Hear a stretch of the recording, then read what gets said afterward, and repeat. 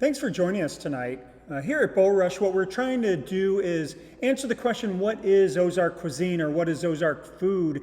And I think if you were to try to answer that yourself or ask your friends, most people would most likely come up with an answer that talks about wild game, maybe even more cliche than that, and talk about squirrels and possum and stuff. But Ozark cuisine is actually a really interesting subject that we've been delving into now for a couple of years. And for us, as we've explored the history of food in this region, we've had to go further back in time.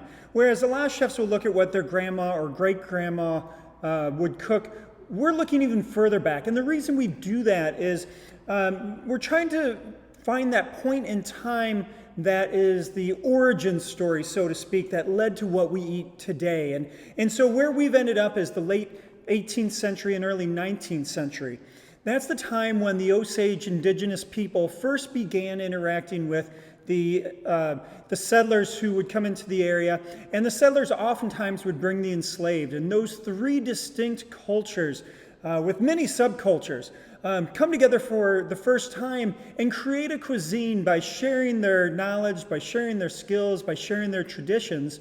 And that has evolved into what we eat today. So when people just say, well, it's Southern cooking, that's very much limiting what the influences were that have led to where we are today. And there's a lot of socio-political ramifications to this answer. And it's not a clean answer. It's a very messy story when we talk about things like the enslaved or when we talk about driving the indigenous people off the land. Here in 2021, those aren't stories that we can change, but we can shed light on them, and we can tell a version of the story that gives us a unique window into that period of time. We do all of this through firsthand research with our team. Everyone on the team does some piece of the research, and we have a few interns from St. Louis University from time to time from their history program. And what we do is only look at original source documents. So we don't use textbooks, we don't use websites. What we use are letters and journals from that time period written by the people at the time. Of course, that's problematic when we look at the indigenous people and the enslaved. And so we have other projects that complement that work to help us delve into the information from those two cultures. And we're happy to share more about that, but both of those are in progress and need a little more time to gellify before we can share the fun parts about that and how that's informed our decisions. But everything you're going to eat tonight, everything you're going to drink tonight is based on this research. Nothing is haphazard. And so it's a fun menu to create.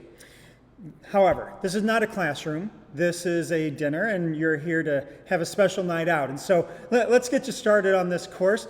This is definitely the sign of spring, right? This is asparagus. So we have an asparagus panna cotta, lightly sweet, lightly salty, and it's topped with crisp, blanched asparagus slivers.